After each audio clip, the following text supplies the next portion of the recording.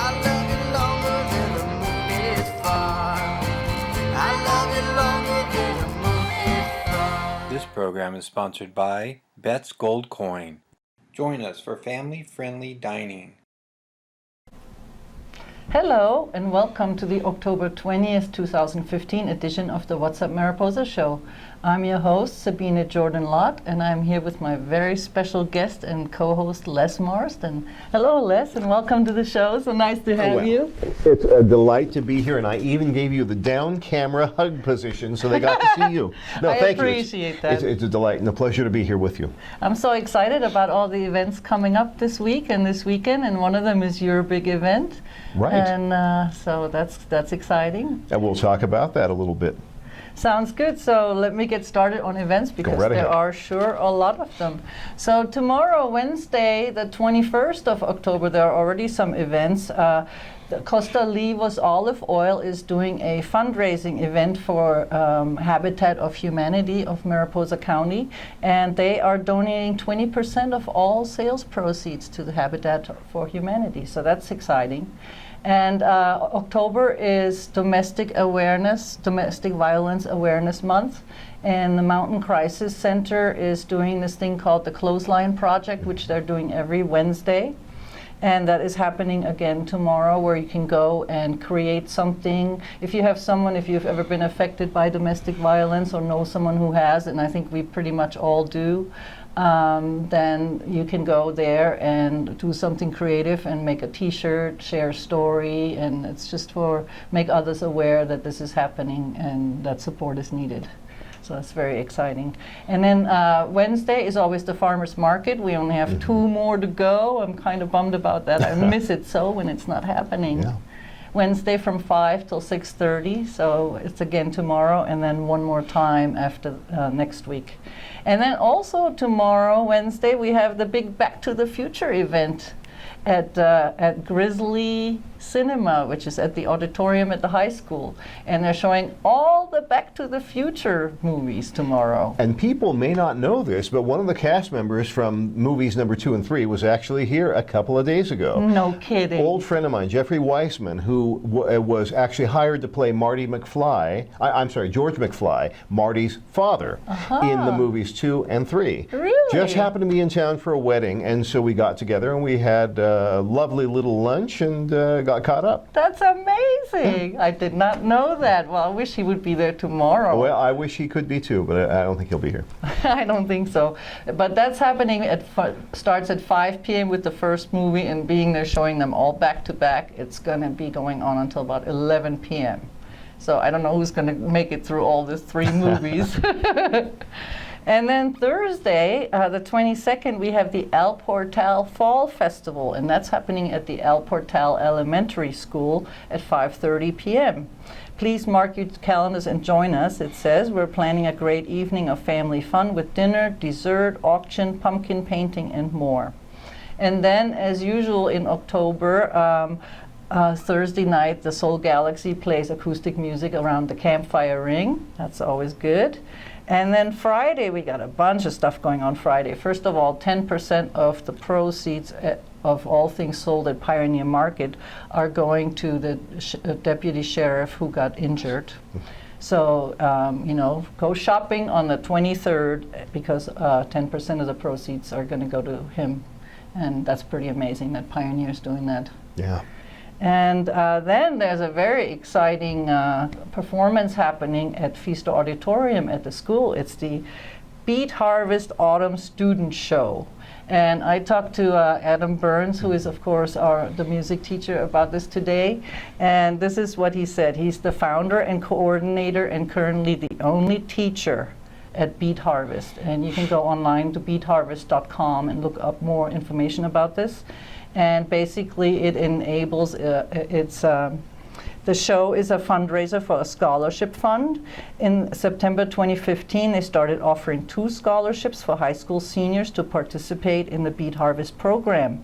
These scholarships last for 1 year and cover 75% of the tuition fees.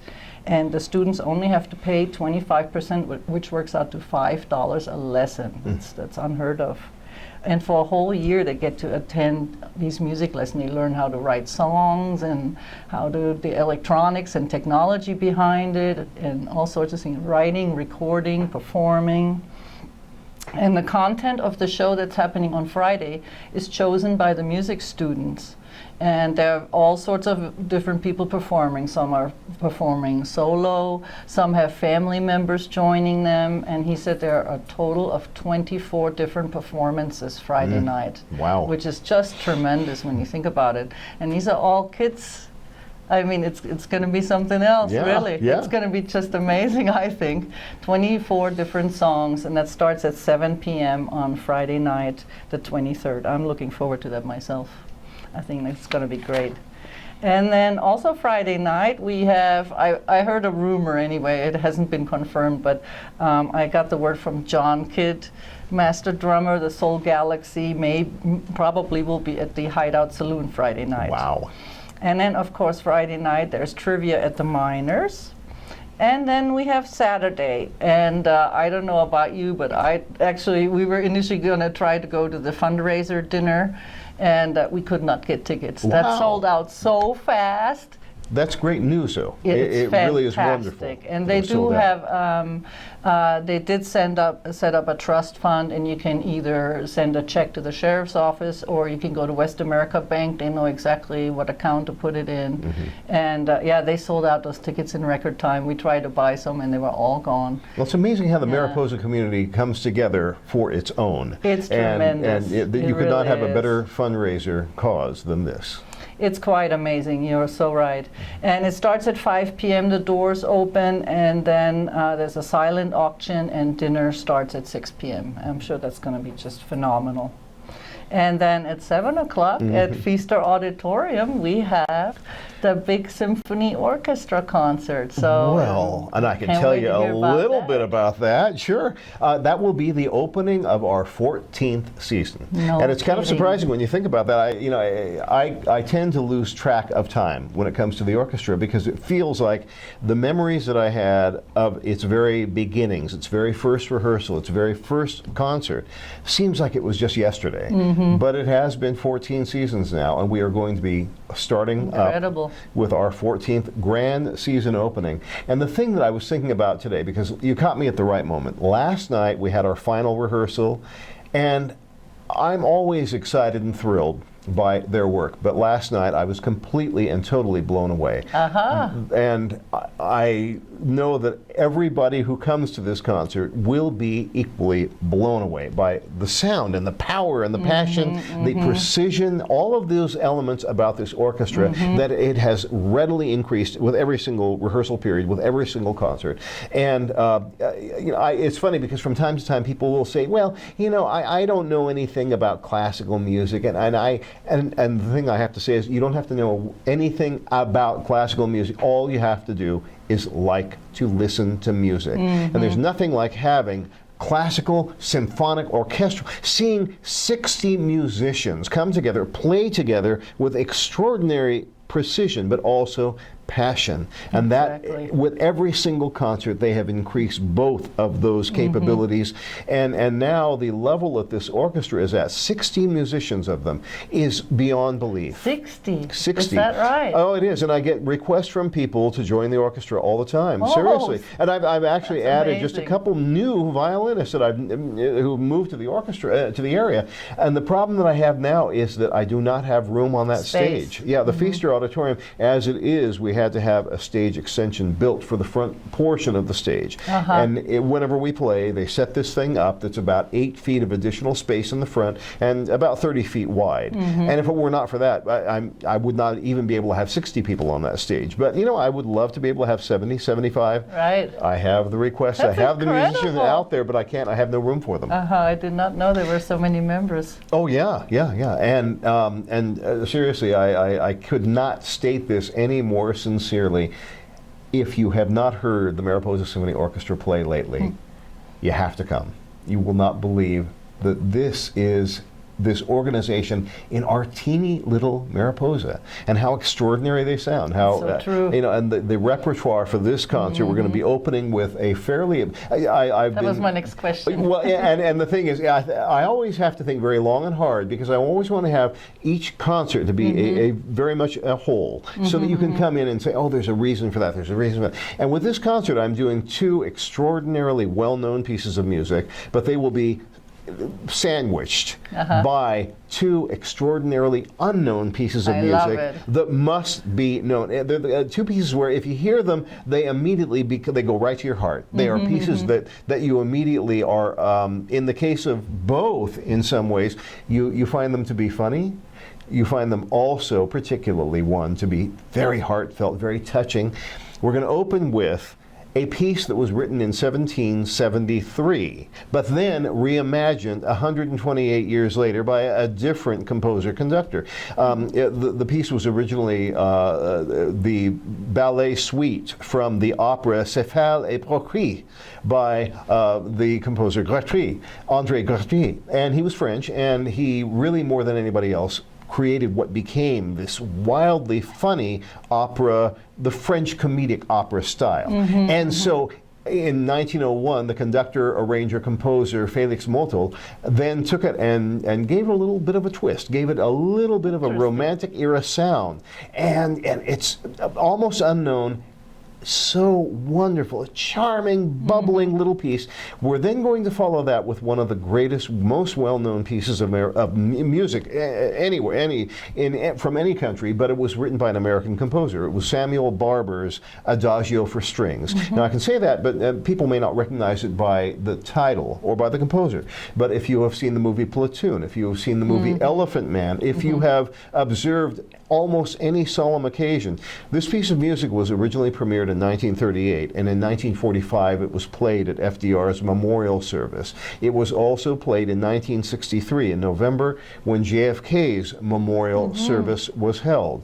And touchingly, according to Jackie Kennedy, this piece of music was JFK's favorite piece of music. Really? It's a very serious, somber, but ultimately very, very uplifting piece for strings only. The Adagio for Strings by Samuel Barber. It's one of those things where you've heard it, you know it, you may not know the name, but you will say, oh yeah, I know that. I recognize it. Followed by almost its diametric opposite well-known piece of music, and that is Rossini's Overture to the Barber of Seville. Nice. And all I have to say is think Bugs Bunny, think Woody Woodpecker, because there were cartoon shorts that were based both upon the Barber of Seville. One of the funniest little amusing pieces of music ever. And again, one of those things where you immediately you know this music. It builds up to a really very, very funny ending. The second half will be dedicated to the other unknown piece on the concert, and that is Kalinikov's First Symphony. Now, Vasily Kalinikov had a relatively short life. He died 2 days before his 35th birthday. Russian, of course, from the name. Almost a near contemporary of the playwright Anton Chekhov. They never worked together, but very, very similar lives. They both had consumption, what we know as TB. They both had to move to Yalta for their health, and they both died relatively young. This piece is just tremendous. It is one of the most crowd-pleasing pieces of music you will ever hear. We actually did it about 5-6 years ago, and it is the #1 requested piece that people will say, you know that piece that you did, that, and I immediately know what they were talking about, that had that extraordinary ending. Well, it's got an extraordinary first 3 movements too. When are you going to do it again? Well, we're doing it again. Yes. One night only, and it's one of those pieces that it just blows you away. That how could we not have heard this piece before? How is it that we don't know this piece? And so I want to make sure that people do have a chance to get to know it. And the interesting thing is, after we programmed it and we began rehearsing it, I then found out that the Fresno Philharmonic Orchestra is also closing their season. It will be their music director, Theodore Kochar's final concert. It's one of his favorite pieces, and they will be in April, I think. They will be performing the Kalinikov First Symphony, which we will be doing first. I'm so glad. But if someone really likes it, they'll have another chance to go hear it. Absolutely. And the great thing is, if they don't want to have to drive all the way to Fresno, they can do it right here. We have this wonderful symphony orchestra right here in Mariposa. I love it, and I love your concerts, and I love your programs and the pieces you choose, because it's always something everyone knows, and then it's always something I never heard of this before. Yeah. And I love your written programs as well, and how it has all the history and the trivia, and I actually keep them all. I actually collect them. I love them. I think they're just works of art to me. Well, I probably should mention that at our website, because I can only cram so much into the written program, I have to cut my notes way down for the program. And so if you go to our website, mariposaartscouncil.org, mariposaartscouncil.org, all one word, from there it's a portal to everywhere. You can click to the notes for the concert. If you just click on Mariposa Symphony Orchestra, I did not know that. It has the extended notes that go on forever with pictures, and you'll even find pictures of Woody Woodpecker and Bugs Bunny in this program's notes. But also, something that I want to tell you about, and it's brand new for us, you can now buy tickets online for our concerts. That was my next question. And I do suggest you do that. If you now just go mariposaartscouncil.org and then click on the link for shop. There's a little shop link. Click on that and there will be... buy tickets there. You can buy tickets there. They will then be held for you. We're asking people to do that by Friday, because then we have to make sure that we have everything transferred so that you can then pick your tickets up at the box, at the door in the Feaster Auditorium on Saturday. And then you'll know how many you have left for us. Sale at the door and that will help us, because we have been selling more and more tickets for every single concert, and we have sold out some of our concerts lately again. I'm always blown away by your concerts, and I love the program for your last 4th of July concert, the Star Wars theme. Who doesn't love the theme to Star Wars? That was amazing. Well, that was an amazing performance. Well, it really was. It was wonderful for us too, because it's kind of expensive to do the music of John Williams, but I managed to get a good deal. Because we keep our budget very, very small. That's not part of the what do they call that, where you're public domain? Oh no. Music written before 1923 is public domain. Anything basically since 1923 is not public domain. You have to buy or rent for usually a very, very high cost. Plus, you have to pay a blanket licensing fee to BMI or ASCAP. Long story, but that's part of our administrative costs for the orchestra. But John Williams music particularly, because everybody wants to play Star Wars and Jurassic Park and Indiana Jones and Jaws. All of the John Williams music is pretty expensive, and that because people ask me that a lot. Why don't you play more current music or film scores? We'd love to, but it's a little expensive, and something that, as you know, that we do, and it's very important to me. We keep our price for our tickets very low. It's so only affordable. Only $6 for adults and $4 for students, and that I want to make sure that we do not have anybody say, "Well, I can't afford to go to your concerts." $6 for adults, $4 for children. And it's one of the reasons also I want to have children have the opportunity to hear and experience live classical music. Because if you have that experience as a kid, usually it makes more of an interest as you age, as you grow up. And see, in Europe, the classical music is part of the curriculum, and part of our field trips were to the opera house and the symphony. And I love classical music, always have my whole life, because we are around it all the time. And when you get that early exposure, it makes a big difference. Yes, it does. And in my case, I was fortunate. I grew up in Fresno, and my parents had me. I apparently showed some ability at the piano when I was very, very young, and I began piano lessons at the age of 4, and they encouraged my lessons and things like that.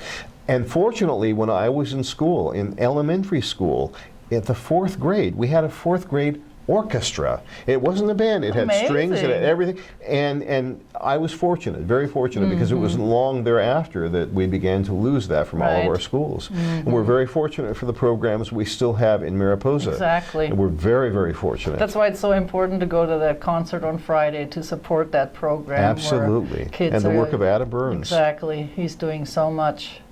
And he just taught he was just at the singer-songwriter retreat teaching aspiring and current songwriters. Well, and it's so important to share that, to pass it along. I had mentors who passed information, education, skills along to me. And the one that probably one of the ones that made the biggest difference to me was the late Guy Taylor, who was the maestro of the Fresno Philharmonic Orchestra. And he took me under his wing, and he allowed me to, he nurtured my composing, my conducting when I was in my teens, my very early teens. And I think it's so important to keep passing those skills along, and it's something I try to do within the orchestra with our kids in the orchestra, and certainly when I do my school visits, because I try to visit all of the schools in Mariposa County with my Welcome to Classical Music program and the Young Master Composers I love the celebration. Young Masters Composers. Talk about mind-blowing. When the orchestra plays the winning pieces, I can't believe it. I tell you, and it's incredible. fun for me every year to see the entries that I get. And for people who may not know, the Young Master Composers Celebration is a program that I developed with the Arts Council and the orchestra, and the Arts Council is the parent umbrella organization of the orchestra. What I do is I encourage kids who are aged 8 to 18 to try writing their own classical music. And as a matter of fact, Walt is very well acquainted with that, because Sarah did a wonderful job herself writing music as a student. And I adjudicate all of these entries in 3 different age categories, and there's a certain procedure you have to follow. You can't just do whatever you want. You have to have a little bit of discipline, so that you will also, by being disciplined, you will learn a little bit about music and what is called the sonata form. We don't need to go into that right now, but it's a little attempt to educate kids a little bit. And I take all the entries and then I orchestrate them, and they have a chance to hear their own music performed by a 60-piece symphony orchestra. Pretty amazing. And that will be in July. That's what we do every July. I know, I love that. That's why I would never miss that. I love that. It's amazing. Well, thank you. I have a question for you from myself, which is I keep waiting for a Mariposa Symphony Orchestra CD of some kind, either the Young Master Composers or your original pieces or some of the concerts or something. I wish. The biggest problem we have is that we don't have a suitable facility to record the orchestra. The Feaster Auditorium does not have ideal or even average acoustics for recording. We can kind of get away performing live there, but we really can't record there. We've tried bringing in various sound setups before, and that's the biggest problem. We need a studio. Too many people, too spread out. Well, it's not that. You really need a studio space, and the Feaster Auditorium is really not it. You really need an environment that's enclosed, that is acoustically built properly, so that you can mic properly. Now, I mean, nowadays in so many of the great concert halls, they go back to what was developed and pioneered in the early 1950s when stereophonic recording first began. They were able, and Mercury, some of the Mercury recordings did this, they used 2 mics. Right. And that's mind-blowing when you think about that, because it then became, in the analog age and the pre-digital age, they would mic every little thing, and then they'd be able to mix with multi-channel. They still do that to a certain extent with digital recording as well. But it got to the point where then the finished product is so perfect. It's so clean. It loses something. Well, it does, but it also raises your expectations. If you then release a recording that is not mastered beautifully and does, and you hear flubs and you hear this and that, and you hear little squeaks from the audience, it's not quite what people have in mind. And so you need to be able to create a recording that is perfect, and as perfect as the concert hall experience would be, because it usually is. In a great concert hall with great acoustics, you are hearing music the way it's meant to be heard, and you have to try to recreate that when you record it, and it's not possible. It's going to be difficult to find a studio space large enough to accommodate the number of people and the instruments. Oh, absolutely. We don't have it here, and it's something that I've been looking into off and on. In the nearest place, there is a very good place in Ventura. There are places in the Bay Area, but then when you talk about getting a 60-member orchestra from here to there, the fact that you can't just go for an hour and a half and record. It takes several sessions. It takes a few days to record, even if you want to do a single CD. And so we have yet to be able to overcome those sorts of challenges. But yeah, we would love to have a Mariposa Symphony Orchestra CD for you. It would be amazing. Yeah, well, really someday. Well, I'll keep hoping then. Thank you. And I'll keep working on it. Yes, please. Please do. Don't Will do. give up. No, no, no. I know. I think you know by now. If I could create a symphony orchestra in Mariposa, one thing I do not do is This is ever give true. up. Yeah. 14th season, well, I'm looking forward to it. Well, and so are we. And again, I'm just thrilled with the way they sound. It was just. I'm still. Yeah, you can probably still tell I'm still a little excited I'm by so last glad. night's final rehearsal. Just wonderful. And that's why I want to share this orchestra. I want to make sure we get it out there. It's fantastic. We're so lucky. Well, We're thank lucky you. to have you. We're lucky to have the orchestra, all these talented musicians. Well, and we're lucky to have the support of the community. We Yes. appreciate it. It's a wonderful community. That it is. Well, thank you so much for telling us about Saturday's concert. Well, thank It's you, very Sabine. exciting. Always a pleasure. All right, well, I will get back to the remainder of the events. Then on Sunday, there is the Cathays Valley Fall Festival. So we actually have 2 fall festivals in a row, one on Thursday and one on Sunday. And that's at the Cathays Valley Park. And it's from 12 to 4, and there are going to be costume contests and lots of activities for the children, games, crafts booth, cake walk, a silent auction, drawings, local vendors, haunted house, thriller dance, photo booth, fire trucks, and a blacksmith. So that's pretty cool. And then also Sunday the 25th, the Bootjack Stompers are having their Halloween dance. Rounds start at 2, squares start at 2:30.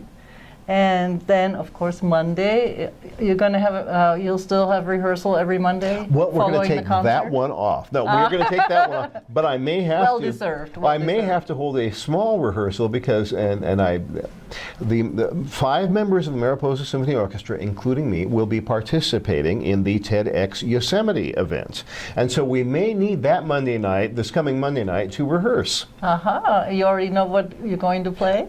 We've been asked. We'll be playing my own Olmsted Serenade that Oh, I was asked to fantastic. write for the Olmsted Report 150th anniversary that we performed in Yosemite in July, and we've been asked, and it makes sense. We're So in beautiful. TEDx Yosemite again. Thank you, and we'll be performing that. So That's a little more great. musically with me on the piano and 4 other members of the orchestra performing. Wonderful. I look forward to that. And then what else do we have? Of course, Monday night, the Mariposa Community Chorus. Yes, they also rehearse on rehearses every Mondays. Monday night. And then on Tuesday, we have the book club. The Mariposa Book Club meets on Tuesday night every other week, and they'll be discussing The Elephant Whisperer. And then Tuesday, there's line dancing at the Bootjack Stompers Hall and square dancing at the Bootjack Stompers Hall. And every first and third Tuesday of the month from 6 to 8, there is Latin dancing at the Mariposa Academy for Performing Arts. Wow, a lot of dancing going on. And you know the guy who teaches the Latin dancing, he's a master, he's like a champion dancer. Wow. He knows all the steps and, you know, all that kind of stuff. Didn't know that. Yeah, I actually saw him dancing at the Blazing Hog Barbecue. He and his wife were out on the dance floor, and I kept I was admiring them the whole time. And then I thought, no, I'll go to this Latin dance thing. And who was the teacher? There was. he is, yeah. And I may have seen them then because I was trying to get over to the dance I bet you have. floor. They from were the Blazing- snazziest dancers on the dance floor, I think. Wow, wow. Yeah, so that's pretty exciting. And then what else do we have? Oh, and then Wednesday the 28th, if you're a part of the Yosemite Western Artists, they are having a plein air painting in lush meadows in Mariposa. Beautiful. So if anyone's interested in that, please go to the Yosemite Western Artists Facebook page for more details. Starts at 9 a.m. And again, we got the clothesline project at the Mountain Crisis Services from 3 to 4:30 and the Farmers Market. And then also next Wednesday from 5:30 to 7 is the 3rd installment of the Slam Poetry Workshop for youth ages 13 to 19 happening at Ethos Mariposa. And then we have tons of things on the horizon for Halloween, which I will cover next week. And I think that's about all we have. I thank you again for coming on the show and telling us about all the wonderful things about the symphony orchestra and the concert coming up, and so Well, thank you. exciting. Thank you for all you do, all your amazing works and compositions and programs. Well, thank you, but I have to also thank you because it something that we have needed for so long is a source where we can go to find out what's happening in Mariposa. And you do such a brilliant job with this show, but also with you your so Facebook much. events page. And that's one of the first places I head when I want to find out what's going on in Mariposa. Oh, I Thank you for appreciate doing that. It's so much fun. You know, it started as a hobby only because my husband and I couldn't keep track of the sheer number of events. And so I made myself a calendar because otherwise we were missing half the stuff that was going on around town. And so it has just blossomed into this amazing thing. We now have 500 members on the Facebook group. Wow. And it's very exciting. It's amazing how hobbies sometimes have the ability to take over your life and It's become true. jobs for which you don't receive any pay. It's very true, but it's something I so love and enjoy doing.